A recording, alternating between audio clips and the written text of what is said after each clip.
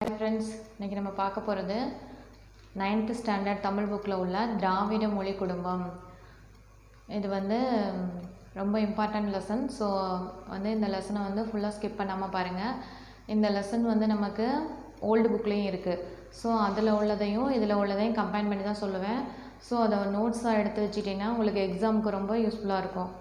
ஏன்னா புக்கில் நம்ம எடுத்து ஒரு பேஜாக எடுத்து பார்க்குறத விட கின்ஸாக எடுத்து வச்சுட்டா எக்ஸாமுக்கு ரொம்பவே யூஸ்ஃபுல்லாக இருக்கும்.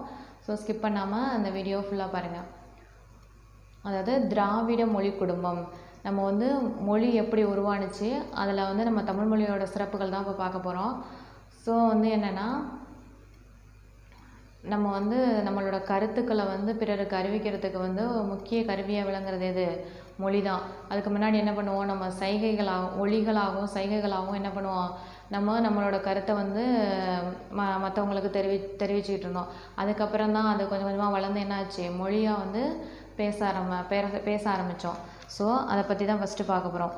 முதல் மாந்தன் தோன்றிய இடம் அப்படின்னு சொன்னால் அதை குமரிக்கண்டன்னு சொல்லுவோம். முதல் மாந்தன் பேசிய மொழி தமிழ் மொழி. அதில் தமிழர் முதல் தமிழ் சங்கங்களை எங்கே வளர்த்தாங்க அப்படின்னு கேட்டோம்னா குமரிக்கண்டத்தில் வளர்த்தாங்க. ஸோ இதெல்லாம் ஓல்டு புக்கில் உங்களுக்கு திராவிட மொழி குடும்பத்தில் உள்ள இன்ட்ரோடக்ஷன். இப்போ நம்ம நியூ புக்கில் என்ன கொடுத்துருப்பாங்க அப்படின்னா, இந்தியாவில் பேசப்படும் மொழிகளோட எண்ணிக்கை, இதுவும் ஓல்டு புக்கில் இருக்குது. ஸோ இப்போ இந்தியாவில் பேசப்படும் மொழிகளோட எண்ணிக்கை 1300க்கு மேற்பட்டது. இந்த லைனை கவனிங்க. மொழிகளோட எண்ணிக்கை எத்தனை? 1300 கிடையாது, 1300க்கு மேற்பட்டது. அதை எத்தனை மொழி குடும்பமாக பிரிச்சிருக்காங்க? 4 மொழி குடும்பமாக பிரிச்சிருக்காங்க. ஒன்று திராவிட மொழிகள், இன்னொன்று இந்தோ ஆசிய மொழிகள், ஆஸ்திரோ ஆசிய மொழிகள், சீன திபெத்திய மொழிகள். ஸோ 4 மொழி குடும்பமாக யார் பிரிச்சிருப்பாங்க? மொழியியல் அறிஞர்கள் 4 மொழி குடும்பமாக மொழிகளை பிரிச்சிருப்பாங்க. இதில் என்னென்னா, நம்ம ஓல்டு புக்கில் மானுடவியல் கணக்கெடுப்புன்னு சொல்லிட்டு ஒன்று கொடுத்துருப்பாங்க. அதில் என்னென்னா 12 மொழி குடும்பமாக பிரித்து அதில் 325 மொழிகள் பேசப்படுவதாக எந்த கணக்கெடுப்பு சொல்லணும்னா, மானுடவியல் கணக்கெடுப்பு படி எத்தனை மொழி குடும்பங்கள் உள்ளது, எத்தனை மொழிகள் பேசப்படுகிறது அப்படின்னு கேட்டால் என்னன்னு சொல்லணும்? 12 மொழி குடும்பங்கள் உள்ளது, 325 மொழிகள் பேசப்படுகிறது. அது எந்த கணக்கெடுப்புனா இந்திய மானுடவியல் கணக்கெடுப்பு படி அந்த இதை கேட்டால் நம்ம சொல்லணும். 12 மொழி குடும்பம், 325 மொழிகள். அது எந்ததுன்னா மானுடவியல் கணக்கெடுப்பு படி தெரிவிச்சிருக்காங்க. அடுத்து என்னென்னா, இந்த நாளும் இந்த திராவிட மொழி, இந்தோ ஆசிய மொழி, இது நாளும் என்னென்னா மொழியில் அறிஞர்கள் 4 மொழி குடும்பமாக பிரிச்சிருப்பாங்க. அதுக்கப்புறம் மொழிகளின் காட்சி சாலை. இந்தியாவை அதாவது என்னென்னு சொல்லுவாங்கன்னா, இந்திய நாட்டை மொழிகளின் காட்சி சாலை அப்படின்னு சொல்கிறவர் யார் அப்படின்னா சா அகத்தியலிங்கம். இந்த வேர்டு ரொம்ப முக்கியம். இந்த கொஸ்டின் நம்ம ஓல்டு புக்கில் அடிக்கடி இந்த கொஸ்டின் கேட்டிருக்காங்க. மொழிகளின் காட்சி சாலை, இது நியூ புக்கில் இருக்குது, ஓல்டுலையும் இருக்குது. ஸோ இந்தியா மொழிகளின் காட்சி சாலை அப்படின்னு சொல்கிறது யார்? சா அகத்தியலிங்கம். அடுத்து பழமையான நாகரிகங்களில் இந்திய நாகரிகமும் ஒன்று அப்படின்னு சொல்கிறது அப்படின்னு எதை வச்சு நம்ம சொல்கிறோம், எதோட சான்றை வச்சு நம்ம சொல்கிறோம் அப்படின்னா, மொஹஞ்சதரோ ஹரப்பா அகழாய்வு இருக்குல்ல, அதை வச்சு தான் நம்ம என்ன சொல்கிறோம், பழமையான நாகரிகங்களில் இந்திய நாகரிகம் ஒன்று அப்படின்னு எதை வச்சு சொல்கிறோம்? மொஹஞ்சதரோ ஹரப்பா நாகரிகங்களை வச்சு தான் நம்ம சொல்கிறோம். இது எத்தனை ஆண்டுகள் பழமையானதா? கிமு 3000 ஆண்டுகளுக்கு பழமையானது.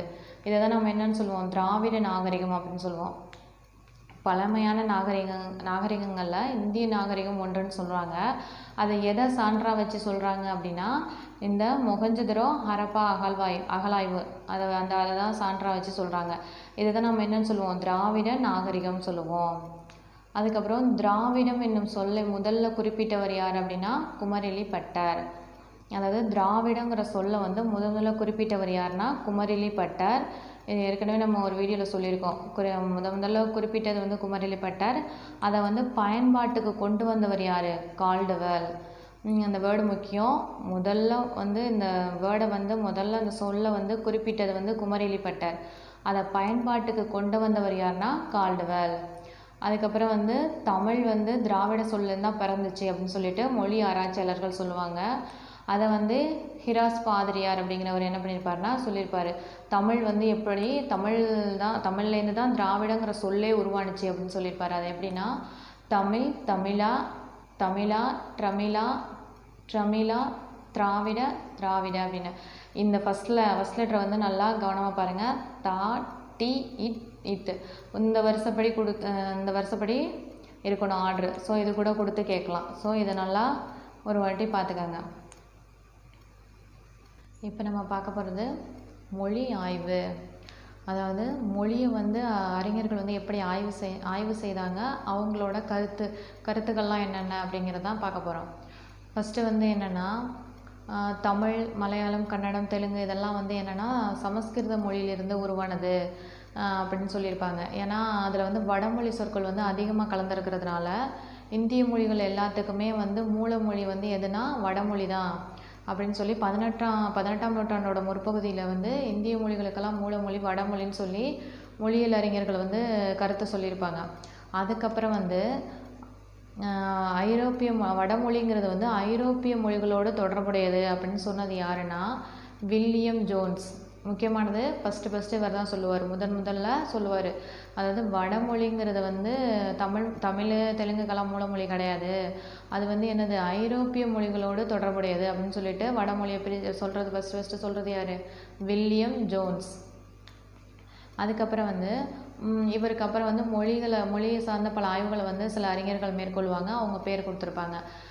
பாப், ராஸ்க், கிரிம் இவங்களாம் எந்த ஆண்டு அப்படின்னா 1816 மொழிகள் சார்ந்த ஆய்வுகள் நடத்தியவங்க மேற்கொண்டவங்க யாருன்னு சொல்லிட்டு லிஸ்ட்டு கொடுத்துருந்தா இவங்க 3 பேர். ஸோ மாற்றி கொடுக்கலாம். அப்போ நமக்கு இவங்க நேம் தெரியணும். இந்த மாதிரி வர்றதெல்லாம் வந்து இம்பார்ட்டன்ட் பார்த்துக்கோங்க. பாப், ராஸ், கிரீம் இவங்கெல்லாம் வந்து 1816ஆம் ஆண்டு மொழியை சார்ந்த பல ஆய்வுகள் வந்து மேற்கொள்வாங்க. அதுக்கப்புறம் என்னென்னா, இது வந்து தமிழ், கன்னடம், மலையாளம், தெலுங்கு இதெல்லாம் வந்து என்னென்னா அதாவது தென்மொழியை சார்ந்தவை அப்படின்னு சொல்கிறது யாருன்னா பிரான்சிஸ் எல்லிஸ். இவர் தான் வந்து என்ன சொல்லுவார், இது எல்லாமே ஒரு மொழி குடும்பத்தை சார்ந்தது. அதாவது தென்னிந்திய மொழிகள். இது வந்து எதை சார்ந்து இல்லை, வடமொழியை சார்ந்து இல்லை, இதெல்லாம் வந்து என்னது தென்னிந்திய மொழிகள் அப்படின்னு சொல்லி பிரிக்கிறது யார்? பிரான்சிஸ் எல்லிஸ் அப்படிங்கிறவர் தான் பிரிப்பார். தமிழ், கன்னடம், மலையாளம், தெலுங்கு இதெல்லாம் வந்து தென்னிந்திய மொழிகள்னு பிரிக்கிறது யார்? Francis Ellis. இந்த நேம் முக்கியம். அதுக்கப்புறம் வந்து இன்னும் சில மொழிகளை பற்றிலாம் ஆராய்ச்சி மேற்கொள்வாங்க. அது என்னென்ன மொழிகள்னால் மால்தோ, தோடா, கோண்டி மொழிகள். அதாவது மால்தோ இது வந்து என்னது, நம்ம அடுத்த தென் திராவிடம், நடுத்திராவிடம் படிப்போம், அதில் உள்ள மொழிகள் தான் இது எல்லாமே. இந்த மொழிகளை வந்து ஆய்வுகள் வந்து மேற்கொள்வாங்க. அந்த எந்தெந்த மொழிகள் ஆய்வுகள் மேற்கொண்டாங்க அப்படின்னு கேட்டால் என்னென்னா மால்தோ, தோடா, கோண்டி மொழிகள்லாம் என்னது அறிஞர்கள் வந்து ஆய்வுகள் மேற்கொள்வாங்க. அதுக்கப்புறம் வந்து தென்மொழிகள் அனைத்தையும் வந்து தமிழியன் சொல்லிட்டு பெயரிடுவார். யார் அப்படின்னா ஹூக்கன்கிற மொழியியல் அறிஞர். அதாவது தென்மொழிகள்னால் யார் பிரித்தது? தமிழ், கன்னடம், மலையாளம், தெலுங்கு இதெல்லாம் வந்து தென்மொழிகள்னு பிரித்தது யாருன்னா பிரான்சிஸ் எல்லிஸ். அதுக்கு வந்து தமிழியன் அப்படின்னு பெயரிட்டது யார்? ஹூக்கன். இதே கருத்தை தான் யார் சொல்லியிருப்பா அப்படின்னா மார்க்ஸ் முல்லரும் சொல்லியிருப்பார். அதாவது வந்து இது எதுலேருந்து வேறுபட்டதுன்னு சொல்லியிருப்பாங்க அப்படின்னா ஆரிய மொழியிலிருந்து மாறுபட்டது. இதை வந்து மொத்தமாக என்னன்னு சொல்லுவாங்க? தமிழியன் அப்படின்னு சொல்லிட்டு பெயரிட்டிருப்பாங்க. யார்? ஹூக்கன். அதே கருத்தை தான் யார் சொல்லியிருப்பா அப்படின்னா மார்க்ஸ் முல்லரும் அதே கருத்தை தான் தெரிவிச்சிருப்பார். இதே வந்து ஓல்டு புக்கில் வந்து மார்க்ஸ் முல்லர் வந்து ஒரு வேர்டு சொல்லியிருப்பார். அது என்னென்னா, இது வந்து நோட் பண்ணிக்கோங்க. ஏன்னா போர்டில் எழுதுனேன்னா லென்த்தியாக போயிட்டுருக்கும். ஸோ அங்கங்கே நான் சொல்கிறேன், ஓல்டு புக்கில் உள்ளதை அதை நோட் பண்ணிக்கோங்க. தமிழே மிகவும் பண்பட்ட மொழி என்றும் அது தமக்கே உரிய இலக்கிய செல்வங்களை பெற்றிருக்கும் மொழி என்றும் பாராட்டும் மொழி நூலறிஞர் யார் அப்படின்னு கேட்டால் மார்க்ஸ் முல்லர். அதாவது எப்படி ஷார்ட்கட்டாக ஞாபகம் வச்சுக்கிறதுனா பண்பட்ட மொழி அப்படின்னு வந்தாலே என்னது மார்க்ஸ் முல்லர்னு ஞாபகம் வச்சுக்கோங்க. அதாவது கொடுக்குற வேர்டில் பண்பட்ட மொழி அது தனக்கே உரிய இலக்கிய செல்வங்களை பெற்றிருக்கும் அப்படின்னு சொல்கிற மொழி நூலறிஞர் யார்? Marks Muller. இதில் புது புக்கில் என்ன கொடுத்துருக்காங்கன்னா தென்மொழிகள் அனைத்தையும் தமிழியன்னு சொல்லிட்டு பெயரிட்டவர் யாருன்னா ஹூக்கன். அவர் வந்து என்ன பண்ணுவார், இது வந்து ஆரிய மொழியிலிருந்து வேறுபட்டது அப்படின்னு சொல்லுவார். அதே கருத்தை தான் யார் சொல்லியிருப்பா? ஆரிய மொழியிலிருந்து இது வேறுபட்டதுன்னு சொன்ன அதே கருத்தை தான் யாருன்னு சொல்லியிருப்பா? மார்க்ஸ் முல்லரும் சொல்லியிருப்பார். ஆனால் ஃபஸ்ட்டு தமிழியன் பெயரிடுறது யார்? ஹூக்கன். ஸோ நல்லா அண்டர்ஸ்டாண்ட் பண்ணிக்கோங்க. அப்போ தான் வந்து நம்ம கொஷின் கேட்கும்போது ஈஸியாக இருக்கும் ஆன்சர் பண்ண. அதுக்கப்புறம் வந்து 1856 வந்து திராவிட மொழிகளின் ஒப்பிலக்கணம் அப்படிங்கிற நூலை எழுதினது யார்? கால்டுவெல். ஏன்னா இவர் தான் வந்து திராவிடங்கிற சொல்லை வந்து பயன்பாட்டுக்கு கொண்டு வருவார். அவர் தான் என்ன பண்ணுவார், திராவிட மொழிகளின் ஒப்பிலக்கணம் அப்படிங்கிற நூலை எழுதுவார். யார்? கால்டுவெல். இவர் வந்து இன்னொரு வேர்டு வந்து அதாவது முன்னாடி படித்தவங்களுக்கு இது ஈஸியாக புரியும், புதுசாக படிக்கிறவங்க நோட் பண்ணிக்கோங்க. அதாவது தமிழ் வந்து பிற மொழி துணையின்றி தனித்து இயங்க வல்லது. இந்த வேர்டை சொன்னது யார் அப்படின்னா கால்டுவெல். இதெல்லாம் வந்து அடிக்கடி கேட்குற கொஸ்டின். அதாவது திராவிட மொழிகளின் ஒப்பிலக்கணங்கிற நூலை எழுதினவர் கால்டுவெல். அந்த திராவிடங்கிற வேர்டை வந்து பயன்பாட்டுக்கு கொண்டு வந்தவர் யார்? கால்டுவெல். அதுக்கப்புறம் வந்து என்னது, பிற மொழி துணையின்றி தனித்து இயங்க வல்லது அப்படின்னு சொன்னது யார்? கால்டுவெல். அதுக்கப்புறம் வந்து நம்ம முன்னாடி பார்த்தது குமரிலிப்பட்டர். அவர் என்ன, திராவிடங்கிற சொல்ல வந்து முதல்ல குறிப்பிட்டது யார்? குமரிலிப்பட்டர். ஸோ இதான் வந்து மொழி ஆய்வு. மொழி ஆய்வில் ஃபஸ்ட்டு என்ன சொல்கிறாங்க, ஃபஸ்ட்டு மொழியியல் அறிஞர்கள் வந்து என்ன பண்ணுறாங்க, தமிழ், தெலுங்கு, மலையாளத்துலலாம் வந்து சமஸ்கிருத மொழிகள் இருக்குது, அதில் வந்து வடமொழி சொற்கள் அதிகமாக இருக்கிறதுனால அது வந்து வடமொழி தான் மூலமொழி அப்படின்னு சொல்லிட்டு 18ஆம் நூற்றாண்டோட முற்பகுதியில் சொல்லியிருப்பாங்க. ஆனால் அதை வந்து யார் வந்து மாற்றுவா, வில்லியம் ஜோன்ஸுங்கிறவர் தான் என்ன பண்ணுவார், இது வந்து வடமொழிங்கிறது ஐரோப்பிய மொழியோட தொடர்புடையது அப்படின்னு சொல்லுவார். அதுக்கப்புறம் மொழி சார்ந்த பல ஆய்வுகள் மேற்கொள்வாங்க. அவங்க அந்த அறிஞர்களோட பேரை பார்த்துக்கோங்க. பாப் ராஸ்கிரீம். எந்த ஆண்டுங்கிறது முக்கியம், 1816. அதே மாதிரி தமிழ், கன்னடம், மலையாளம், தெலுங்கு இதெல்லாம் வந்து தென் திராவிட மொழிகள்னு யார் பிரிப்பா, அதாவது இது யார், பிரான்சிஸ் எல்லிஸுங்கிறவர் என்ன சொல்லுவார், இதெல்லாம் வந்து தென்னிந்திய மொழிகள், இது எல்லாத்தையும் வந்து தென்னிந்திய மொழிகள்னு யார் சொல்லுவா, பிரான்சிஸ் எல்லிஸுங்கிறவர் சொல்லுவார். அதுக்கப்புறம் இன்னும் சில மொழிகளை பற்றி ஆய்வுகள் மேற்கொள்வாங்க. அது என்னென்ன மொழிகள்னு பார்த்தா மால்தோ, தோடா, கோண்டி மொழிகள். இதெல்லாம் வந்து நம்ம தென்னிந்திய மொழிகளை தென் திராவிடம், வட திராவிடம், நடு திராவிடம் பிரிப்போம். அதில் உள்ள மொழிகள் தான். அந்த மொழிகள்லாம் வந்து ஆய்வுகள் மேற்கொள்வாங்க. அதுக்கப்புறம் வந்து தென்மொழிகள் அனைத்துமே தமிழியன்கிற பெயரிட்டவர் யார்? ஹூக்கன். அதே கருத்தை தான், அதாவது ஆரிய மொழியிலிருந்து இந்த மொழிகள்லாம் வந்து வேறுபட்டது அப்படின்னு சொல்கிறது யார்? ஹூக்கன். அதே கருத்தை தான் என்னது, மார்க்ஸ் முல்லரும் சொல்லுவார். அதுக்கப்புறம் வந்து என்னென்னா, திராவிட மொழிகளின் ஒப்பிலக்கணங்கிற நூல் எழுதினது யார்? கால்டுவெல். அடுத்து வந்து நம்ம பார்க்க போகிறது, கால்டுவெலுக்கு அப்புறம் வந்து திராவிட மொழிகளை வந்து ஆய்வு செய்தவங்க யாருன்னு பார்ப்போம். இதை வந்து ஒரு வாட்டி படிங்க, பார்த்தாலே உங்களுக்கு கொஞ்சம் ஈஸியாக அண்டர்ஸ்டாண்ட் ஆகும். யார் அந்த அறிஞர்கள் அப்படின்னு சொல்லி கேட்டால் தெரியணும். மொழியியலை பற்றி கால்டுவெலுக்கு அப்புறம் மொழியியலை பற்றி ஆராய்ச்சி, அதாவது மொழியியல் ஆய்வில் வந்து ஈடுபட்டவங்க யார்? Sten Konow, KV Subbaiah, LV Ramaswamy, Burrow, Emeneau, Kamil Zvelebil, Andronov, Te Po Meenakshi Sundaram. இதில் வந்து இந்த கமில் சுவலபில் இருக்கார்ல, இவர் வந்து ஒரு வேர்டு சொல்லியிருப்பார். அது வந்து நம்ம ஓல்டு புக்கில் இருக்குது. ஸோ அதை வந்து நோட் பண்ணிக்கோங்க. கமில் சுவலபில் என்ன சொல்லியிருப்பார் அப்படின்னா,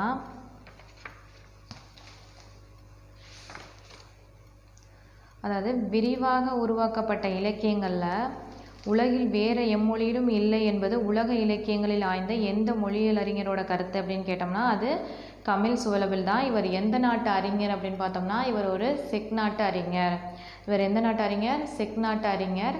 இவர் என்ன சொல்லியிருப்பார்னா, விரிவாக உருவாக்கப்பட்ட இலக்கியங்கள் எல்லாம் உலகத்தில் வேறு எந்த மொழியிலையும் கிடையாது அப்படின்னு சொல்லியிருக்கிறது யாருன்னா கமில் சுவலபில். இவர் வந்து ஒரு செக் நாட்டு அறிஞர். இது முக்கியமானது, இது நோட் பண்ணிக்கோங்க. ஸோ இதான் வந்து மொழி ஆய்வை பற்றி உள்ளது. இப்போ நம்ம பார்க்க போகிறது வந்து மொழிகளை வந்து அதோட பரவி இருக்கிற நில அடிப்படையில் வந்து இப்போ மூன்று பிரிவுகளாக வந்து பிரிப்பாங்க. அதாவது எந்தெந்த சைடு இருக்கோ அந்தந்த பேரில் வந்து அந்தந்த மொழிகளை வந்து பிரிச்சிருப்பாங்க. அதில் வந்து ஃபஸ்ட்டு தென் திராவிட மொழிகள் வந்து என்னென்ன அப்படின்னு பார்த்தோம்னா தமிழ், மலையாளம், கன்னடம், குடுகு, துளு, கோத்தா, தோடா, கொரகா, இருளா அப்படிங்கிறது தென் திராவிட மொழிகள். அதுக்கப்புறம் நடு திராவிட மொழிகள் வந்து தெலுங்கு, குவின்ட்டு அது அடுத்தடுத்து வரும். ஸோ அதை நான் எழுதலை, ஏன்னு சொல்கிறேன். அடுத்து வட திராவிட மொழிகள் என்னென்னா குரூப், மால்தோ, பிராகுய் இதெல்லாம் வந்து வட திராவிட மொழிகள். இப்போ நம்ம தென் திராவிட மொழிகளும் வட திராவிட மொழிகளும் படிச்சிட்டோம்னாலே நமக்கு இது ரெண்டுத்தில் எது இல்லையோ அது வந்து என்னது நடு திராவிட மொழிகள்னு நம்ம ஐடென்டிஃபை பண்ணிக்கலாம். ஸோ இது ரெண்டையும் நம்ம படிச்சிட்டா நமக்கு ஈஸியாக இருக்கும். ஸோ தென் திராவிட மொழிகள் அதில் வந்து தமிழ், மலையாளம், கன்னடம் இது மூணும் நம்ம ஞாபகத்தில் வச்சுக்கலாம்.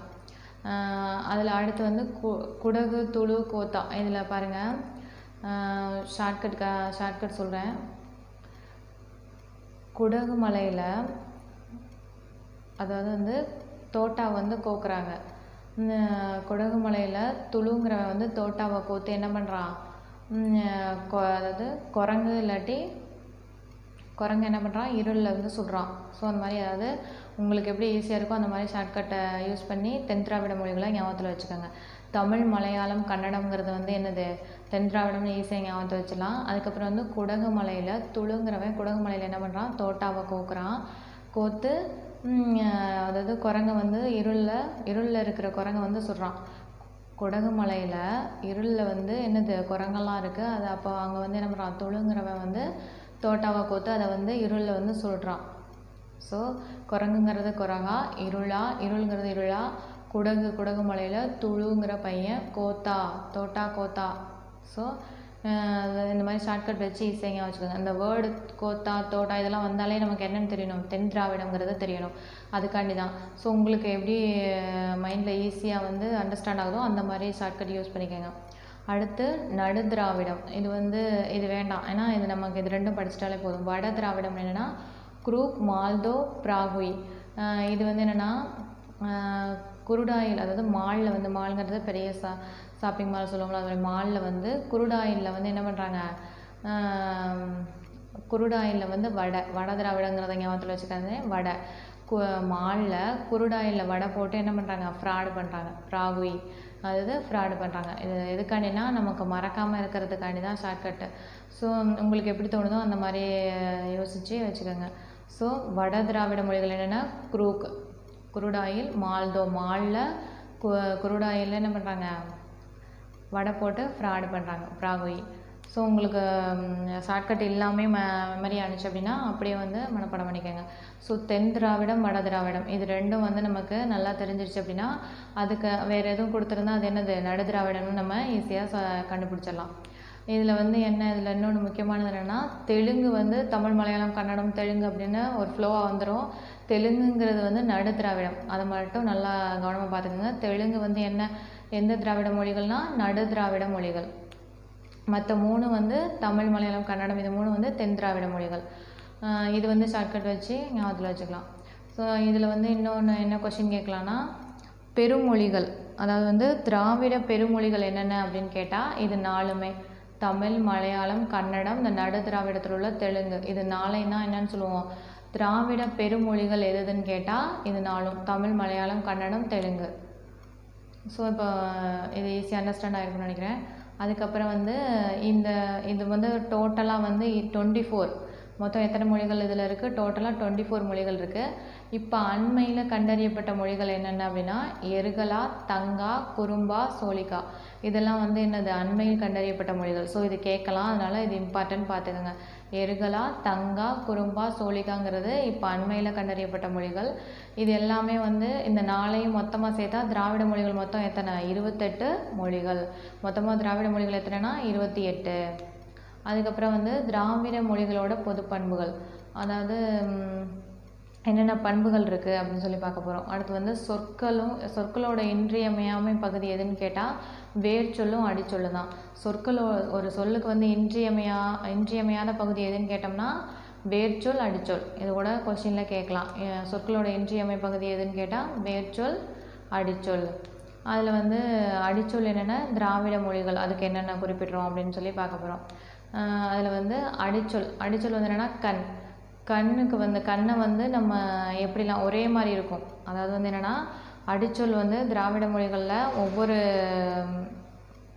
ஒவ்வொரு மொழிகளுக்கும் வந்து என்னது வேறுபடும், ஆனால் அது எல்லாமே ஒரே மாதிரி இருக்கும். கண் அப்படின்னு பார்த்திங்கன்னா அந்த 3 சுழின்னு வந்து நம்ம தமிழில் வந்து கண்ணுங்கிற உறுப்பு குறிப்பிடுவோம். அதே மலையாளத்தில் கண்ணை எப்படின்னு குறிப்பிடுவோம் அப்படின்னா நீங்கள் பார்த்துக்கோங்க, கண்ணு, அதாவது 3 சுழின்னு தான் கண்ணு. மலையாளத்துலேயும் கன்னடத்துலேயும் எப்படி குறிப்பிடுவோம், கண்ணு. இதெல்லாம் வந்து பொறுத்துக்களை இல்லை ஒன்றும் நமக்கு வந்து சரியான விடை தேர்ந்தெடு இதெல்லாம் வந்து இதில் வந்து வரலாம். ஸோ இது வந்து ரொம்ப முக்கியமானது பார்த்துக்கோங்க. கண்ணை தமிழில் வந்து நம்ம கண்ணுன்னு குறிப்பிடுறதா மலையாளத்துலேயும் கன்னடத்துலேயும் எப்படின்னு குறிப்பிடுவோம், கண்ணு. அதே தெலுங்கு, குடகுல வந்து எப்படின்னு குறிப்பிடுவோம், அது 2 சுழின்னு. அதே கண்ணு தான் 2 சுழியன். அப்புறம் குரூப்பில் வந்து எப்படி கூப்பிடுவோம், அக்கண்ணா வந்து முதல்ல வரும் கண். குரூப்பில் எப்படி கூப்பிடுறோம்? அக்கண்ணா முதல்ல வரும் கண். அப்புறம் பர்ஜினா கென். பர்ஜி அதாவது வந்து பர்ஜி மொழியில் எப்படி குறிப்பிடுவோம் அப்படின்னா கென்னுன்னு குறிப்பிடுவோம். தோட்டா அப்படிங்கிறதுல வந்து எதில் குறிப்பிடுவோம்? கொன்று. தோட்டா வச்சு கொன்னுட்டாங்க அந்த மாதிரி ஞாபகம் வச்சுக்கோங்க. அந்த தோட்டாங்கிறது எதில் வர்ற மொழி? தென் திராவிட மொழி. அதாவது நமக்கு தோட்டா இந்த குரூப்புன்னு வந்தாலே உங்களுக்கு என்ன குருடாயில் ஞாபகம் வந்துடணும், அப்போ வடை ஞாபகம் வந்துடணும், வடமொழி. தோட்டாங்கிறது என்னது? தென் திராவிட மொழி. இதெல்லாம் வந்து இந்த இந்த இந்த மொழியை பார்த்தாலே நமக்கு என்ன மொழிங்கிறது கரெக்டாக ஞாபகத்தில் வந்துடணும். அப்போ தோட்டாவுக்கு என்ன அடிச்சொல்? கொன். தோட்டாவை வச்சு கொண்டாடுறான் கொன். ஸோ இதை ஒரு டைம் பார்த்தீங்கன்னா ஈஸியாக புரியும். இது ரொம்ப முக்கியமானது. அதனால் இந்த பாக்ஸை வந்து அடிக்கடி ஒரு டைம் பாருங்கள், பார்த்தாலே உங்களுக்கு அண்டர்ஸ்டாண்ட் ஆகிடும். அதுக்கப்புறம் வந்து 3ங்கிற எண்ணு பெயர்கள். அதாவது வந்து எண்ணு பெயர்களை வந்து எப்படி குறிப்பிடுவோம்? ஒவ்வொரு மொழியிலையும் வந்து எண்ணு பெயர்களை எப்படி குறிப்பிடுவோம்னா, தமிழில் வந்து 3 அப்படின்னு சொல்கிறத வந்து மலையாளத்தில் வந்து 3, அதாவது 3 சொல்லிடும். அதை பார்த்துக்கோங்க. மலையாளத்தில் அங்கே கண்ணுக்கும் 3 சொல்லி தான் வருது, இங்கே 3 அப்படிங்கிற எண்ணுக்கும் வந்து 3 சொல்லிடணும். அதை லாஸ்ட்டை மட்டும் பார்த்துக்கோங்க. அடுத்த தெலுங்கில் வந்து 2, தெலுங்கு 2 அப்படிங்க வச்சுக்கோங்க. கன்னடத்தில் வந்து ரூ வருது, கன்னடம் ரூ. அதுக்கப்புறம் வந்து துளுவில் வந்து ஜி, மூஜி, துளு ஜி அப்படிங்க வச்சுக்கோங்க. ஸோ துளு மொழியில் வந்து என்னது? 3 துளுங்கிறது எந்த மொழி? தென் திராவிட மொழி. குடகு மலையில் துளுங்கிற பையன், அதனால் இது தென் திராவிட மொழி. இதில் வந்து என்னது? துளு ஜி அப்படிங்க வச்சுக்கோங்க. துளு ஜி. கன்னடத்தில் வந்து ரூங்கிறதையும் வச்சுக்கோங்க. 3க்கு வந்து ரூ. தெலுங்கில் வந்து 2. அப்போ 3ங்கிற தமிழில் வந்து தமிழ் மொழி சொல் வந்து மலையாளம், தெலுங்கு, கன்னடம், துளுவ மொழியில் வந்து எப்படியெல்லாம் குறிப்பிடுறாங்க அதை வந்து இதில் கொடுத்துருக்காங்க. இதுவும் முக்கியமானது, இதையும் பார்த்துக்காங்க. அதுக்கப்புறம் வந்து நம்ம ஓல்டு புக்கில் வந்து என்னென்னா இது வந்து இம்பார்ட்டன்ட் பார்த்துக்கோங்க. வேர்ச்சொல்லை பற்றி கொடுத்துருப்பாங்க. 1800 மொழிகளுக்கு வந்து நம்ம தமிழ் மொழி வந்து வேர்ச்சொல்கள் கொடுத்துருக்கோம். 180 மொழிகளுக்கு உறவு பெயர்கள் வந்து நம்ம தமிழ் மொழியில் இருக்குது. எத்தனைன்னு கேட்டால் 1800 மொழிகளுக்கு வேர்ச்சொல்களையும் 180 மொழிகளுக்கு உறவு பெயர்களையும் கொண்டுள்ள மொழி எது? நம்ம தமிழ் மொழி. திராவிட மொழி குடும்பத்தில் அடுத்து நம்ம பார்க்க போகிறது வந்து குறில் நெடில் வேறுபாடு. அதை நான் எழுதலை, அது ஈஸி தான், அதனால் சொல்லிடுறேன். குறில் நெடில் வேறுபாடுங்கிறது எதுக்குன்னா பொருளை வேறுபடுத்த துணை செய்கிறதா இது குறில் நெடில் வேறுபாடு. அதாவது அடி அப்படி எக்ஸாம்பிள்னா அடிங்கிறது குறில், அதாவது வந்து அது என்னன்னு சொல்லுவோம்? அடிங்கிறது நம்ம பொருளோட அடி, அந்த மாதிரி அடிங்கிறது ஒரு பொருளை குறிக்கும். அதே வந்து ஆடி நெடில், அதாவது ஆவண்ணா, அது வந்து எதை குறிக்கும்? மாதத்தோட பெயரை குறிக்கும். ஸோ வந்து இது என்ன பண்ணுது? பொருளை வந்து வேறுபடுத்த துணை செய்கிறதா இந்த குறில் நெடில் வேறுபாடு. அதுக்கப்புறம் பால் பாகுபாடு. இது வந்து பொருளோட தன்மையை ஒட்டி என்ன பண்ணால் நம்மளோட திராவிட மொழியில் பால் பாகுபாடு அமைந்துள்ளது. ஆண்பால் பெண்பால் அப்படிங்கிறது. அடுத்து வந்து உயிரற்ற பொருட்கள், கண்ணுக்கு புலப்படாத நுண்பொருள், இதிலெல்லாம் அதாவது வந்து இதிலெல்லாம் வந்து என்ன பால் பாகுபாடை வந்து எந்த மொழியில் கொண்டு வந்திருக்காங்க அப்படின்னா வடமொழி. எந்த மொழி? வடமொழி. இதில் முக்கியமான 2 இது கொடுத்துருக்காங்க. கை விரலை என்னன்னு சொல்லுவோம்? பெண்பால்னு சொல்கிறாங்க. கால் விரலை ஆண்பால்னு சொல்கிறாங்க. நம்ம வந்து என்னது உயர்திணை ஆண்கள் பெண்களை மட்டும்தான் என்னது ஆண்பால் பெண்பால் அப்படிங்கிற மாதிரி பிரிப்போம். அதில் வந்து என்னென்னா வடமொழியில் வந்து என்ன பண்ணுறாங்க? கை விரலை வந்து பெண்பால், கால் விரலை ஆண்பால், உயிரற்ற பொருட்கள், கண்ணுக்கு புலப்படாத பொருளெல்லாம் என்ன பண்ணுறாங்க? ஆண்பால் பெண்பால்னு பிரிக்கிறாங்க. எந்த மொழியில்? வடமொழியில். அடுத்து வந்து ஜெர்மன் மொழி, இது முக்கியம். இதில் கொஞ்சம் கொடுத்து ஜெர்மன் மொழியில் வந்து முகத்தில் உள்ள உறுப்புகளெல்லாம் வந்து ஆண்பால் பெண்பால்னு பிரிச்சிருக்காங்க. அது என்னென்னு பார்ப்போம். வாயை வந்து ஆண்பால், மூக்கு வந்து பெண்பால், கண் வந்து பொதுப்பால் அப்படி பிரிச்சிருக்காங்க. ஸோ இதை வந்து ஞாபகத்தில் வச்சுக்கோங்க. கண்ணுங்கிறது பொது, ஸோ பொதுப்பால் பிரிச்சிருக்காங்க. மூக்கு இந்த மாதிரி எது ஆண் எது பெண்கிறத பார்த்துக்கோங்க, ஏன்னா இது கேட்கலாம், இம்பார்ட்டன்ட். ஜெர்மன் மொழியில் எப்படி குறிப்பிட்டிருக்காங்க அப்படிங்கிறத கேட்கலாம். அடுத்து வந்து ஆண் பெண்பால் பகுப்பு வந்து நம்ம திராவிட மொழியில் வந்து உயர்திணை ஒருமையில் மட்டும்தான் பார்க்க முடியும். அதே வந்து அக்ரிணையில் வந்து ஆண் பெண்பால் பகுப்பு உண்டு, ஆனால் வந்து எனக்கு அதில் விகுதி கிடையாது. இப்போ உயர்திணை ஒருமைன்னு பார்த்தோன்னா இப்போ ஆண்பால்ங்கிறத எதை வச்சு கண்டுபிடிப்போம்? வந்தான் அப்படிங்கிறத வந்து ஒரு ஆணை குறிக்கும். ஸோ ஆண்பால், அதில் வந்து விகுதி இருக்குது, அதை வச்சு தான் நம்ம கண்டுபிடிக்கிறோம். அதே வந்து பெண்பால் வந்தால் அப்படிங்கிறப்ப என்னது? அது வந்து ஒரு பெண்பாலை குறிக்கும். அதுலேயும் விகுதி இருக்கிறதுனால தான் நம்ம உயர்திணை ஒருமையில் மட்டும்தான் நம்ம என்ன பண்ண முடியும்? பகுப்பு வந்து கண்டுபிடிச்சி ஆண்பால் பெண்பால் கண்டுபிடிக்க முடியும். அதே வந்தார்கள் அப்படிங்கிறப்ப அதில் நம்ம கண்டுபிடிக்க முடியாது. ஸோ உயர்திணை ஒருமையில் மட்டும்தான் நம்ம ஆண்பால் பெண்பால் பகுப்பு கண்டறிய முடியும். அதே விலங்குகள் அக்ரிணை பொருட்களில் பார்த்தா ஆண்பால் பெண்பால் உண்டு, ஆனால் வந்து விகுதி கண்டுபிடிக்கும். ஆண்பால் பெண்பால் பகுப்பு உண்டு, ஆனால் விகுதி கிடையாது. இப்போ எக்ஸாம்பிள் கொடுத்துருக்காங்க. கடுவன், மந்தி, களிறு, பிடின்னு கொடுத்துருக்காங்க. இதில் கடுவன் அப்படிங்கிறது என்னது? எதை குறிக்கும் அப்படின்னா ஆண் குரங்கு, மந்திங்கிறது பெண் குரங்கு குறிக்கும். அப்போ இதில் என்னது, ஆண்பால் பெண்பால் இருக்குது, ஆனால் விகுதி வந்து பிரிக்க முடியாது. களிறு பிடி, இதில் இது வந்து ஆண் யானை, பிடிங்கிறது பெண் யானை. இதான் வந்து பால் பாகுபாடு. அடுத்து வந்து வினைச்சொற்கள். வினைச்சொற்களில் வந்து என்னென்னா காலத்தை மட்டும், ஆங்கிலத்தில் வந்து என்ன பண்ணுவோம், வினைச்சொற்கள் ஆங்கில மொழியில் வந்து காலத்தை மட்டும்தான் காட்டும். அதே வந்து நம்ம திராவிட மொழியில் வந்து சிறப்பு என்ன, திணை, பால், எண், இடம், காலம் எல்லாத்தையும் வந்து தெளிவாக காட்டும். அதான் வந்து நம்ம திராவிட மொழிக்குள்ள சிறப்பு. இப்போ எக்ஸாம்பிள் பார்த்தோம்னா வந்தான் அப்படிங்கிறது என்னது, அவர் அதாவது வந்து அது ஆண்பாலாங்கிறத குறிக்குது. இன்னொன்று உயர்திணைங்கிறதையும் குறிக்குது. ஒருமை, படற்கை ஒருமைங்கிறத குறிப்பிடுது. ஸோ இதெல்லாம் எல்லாத்தையும் தெளிவாக குறிப்பிடுறது எது, நம்ம திராவிட மொழி. அதுக்கப்புறம் வந்து இதில் வந்து முக்கியமானது என்னென்னா இயல்புக்கு மாற. அப்போ திராவிட மொழியிலே வந்து என்னென்னா மலையாளத்தில் மட்டும் இதை வந்து பார்த்துக்கணும். எதில் வந்து திணைப்பால் எண் மட்டும் வந்து காட்டும் அப்படின்னு கேட்டால் அது மலையாளத்தில் மட்டும்தான்.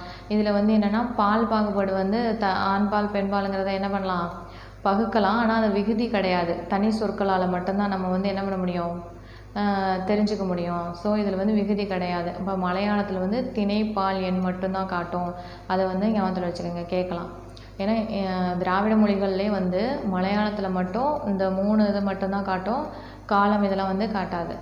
ஸோ இப்போ பால் பாகுபாடு வந்து நம்ம பார்த்தோம், அது ஈஸியாக. அதில் வந்து நம்ம ஜெர்மன் மொழியில் என்ன, வடமொழியில் என்ன குறிப்பிடுறோங்கிறத பார்த்துக்கோங்க, அது முக்கியமானது. அதுக்கப்புறம் வினைச்சொற்கள் பார்த்துட்டோம். இப்போ நம்ம பார்க்க போகிறது வந்து திராவிட மொழி குடும்பத்தில் வந்து சில பழமையான இலக்கிய இலக்கணங்களை பற்றி பார்க்க போகிறோம். அதில் உங்களுக்கு புக்கில் கொடுத்துருப்பாங்க மொழி, அதாவது வந்து தமிழ், கன்னடம், தெலுங்கு, மலையாளம், இதிலெல்லாம் வந்து பழமையான இலக்கியங்கள் எது, இலக்கணங்கள் எது, அது எந்த ஆண்டு, அதுக்கப்புறம் அதுக்கு உண்டான சான்று எந்த இலக்கணம், அதாவது எந்த நூலில் இருக்குது அப்படிங்கிறத பற்றிய சான்று இது. ஸோ ஃபஸ்ட்டு வந்து தமிழ் மொழி வந்து பழமையான இலக்கியம் எதுனா சங்க இலக்கியம் தான். தமிழ் மொழியே பழமையான இலக்கியம் வந்து சங்க இலக்கியம். அது எந்த ஆண்டு அப்படின்னா அவங்க புக்கில் வந்து என்ன கொடுத்துருப்பாங்க அப்படின்னா பொது ஆண்டுக்கு முன்பு, பொது ஆண்டுக்கு பின்புன்னு கொடுத்துருப்பாங்க. ஸோ நான் அதை தான் கிமு கிபின்னு எழுதியிருக்கேன். இதுதான் கிமு கிபி தான், பொது ஆண்டுக்கு முன்பு பின்பு. நான் ஈஸியாக இருக்கும்ட்டு இந்த மாதிரி எழுதியிருக்கேன்.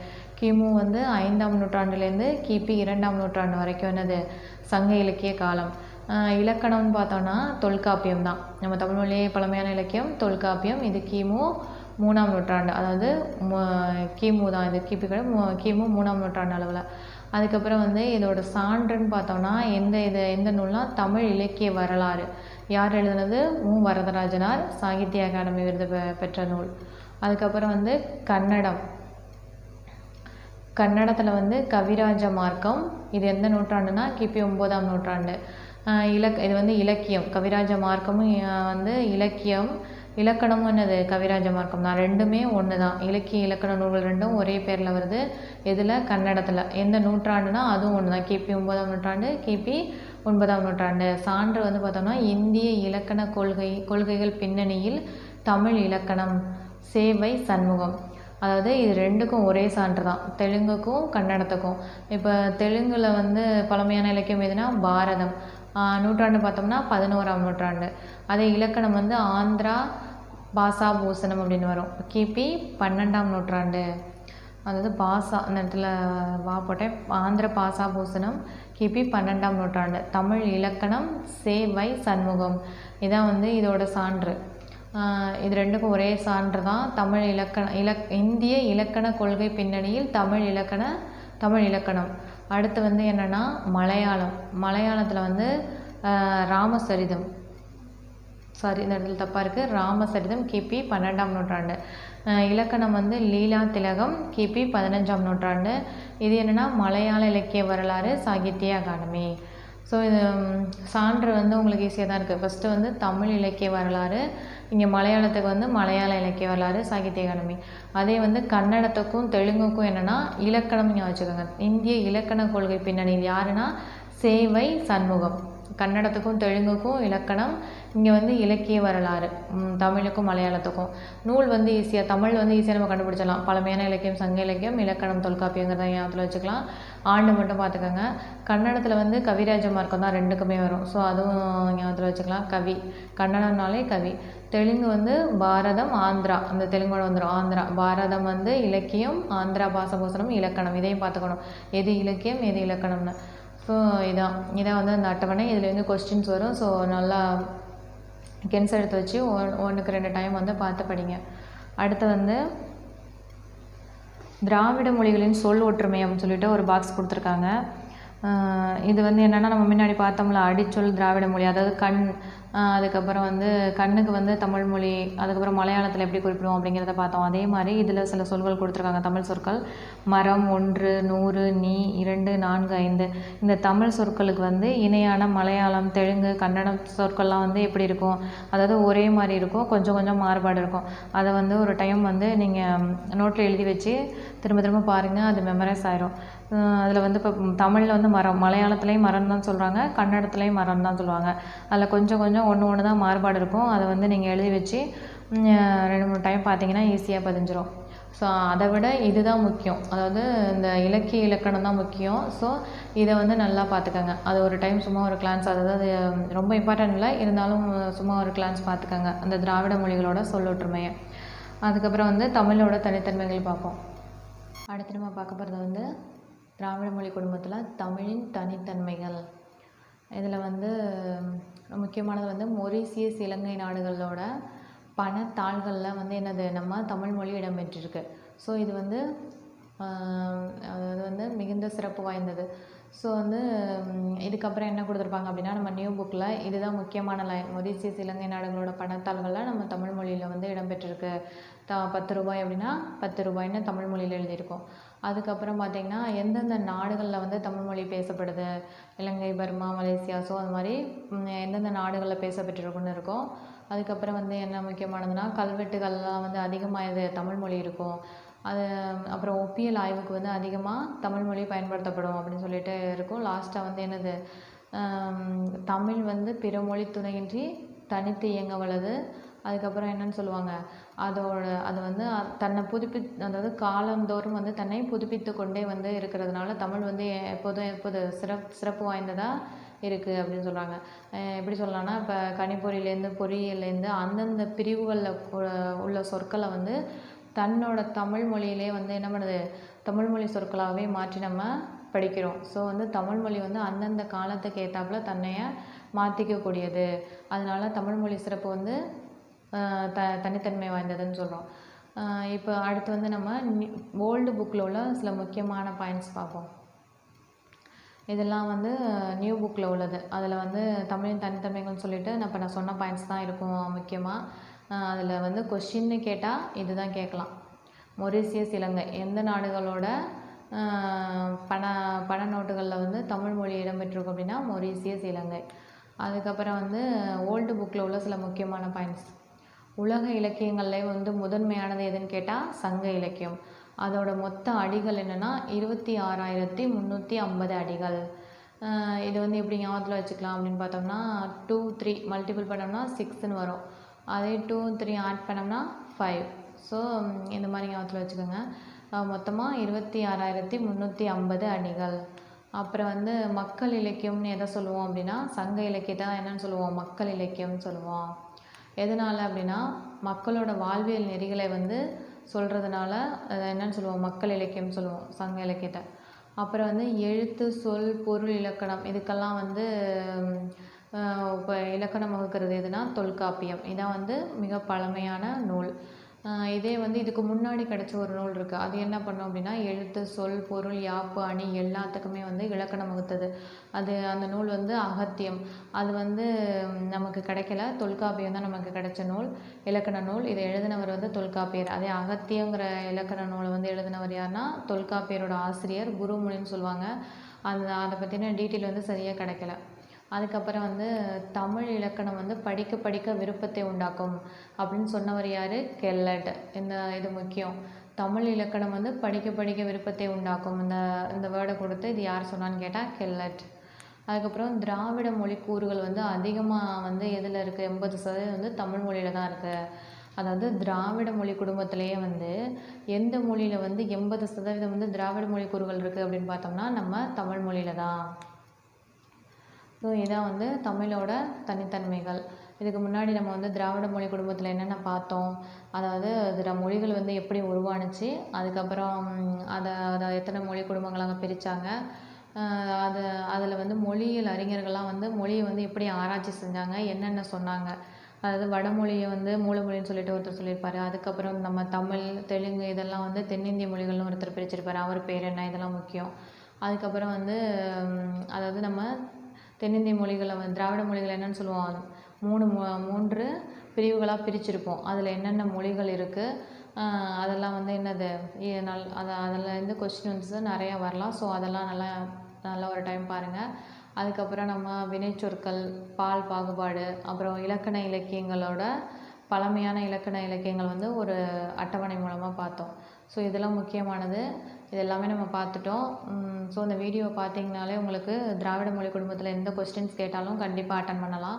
அதாவது இந்த புக்லேருந்து கேட்டாலும் சரி, ஓல்டு புக்லேருந்து கேட்டாலும் ரெண்டுமே நான் வந்து ரெஃபர் பண்ணி தான் எல்லாமே சொல்லிட்டேன். ஸோ இந்த வீடியோ பார்த்துட்டு நீங்கள் புக்கு ஒரு டைம் பாருங்கள். அதை வந்து நோட்டில் ஒரு கின்ஸாக எழுதி வச்சுக்கிட்டீங்கன்னா எக்ஸாம் போகும்போது உங்களுக்கு ரொம்ப யூஸ்ஃபுல்லாக இருக்கும். எல்லா கொஷினுமே அட்டன் பண்ணிடலாம். இந்த கொஷின்லேருந்து இந்த பாடத்துலேருந்து எந்த கொஷின் வந்தாலும் எல்லாமே அட்டன் பண்ணிடலாம். ஓகே ஃப்ரெண்ட்ஸ், இந்த வீடியோ உங்களுக்கு யூஸ்ஃபுல்லாக இருந்தால் எங்கள் சேனலை சப்ஸ்கிரைப் பண்ணுங்கள், லைக் பண்ணுங்கள், ஷேர் பண்ணுங்கள். தேங்க்யூ.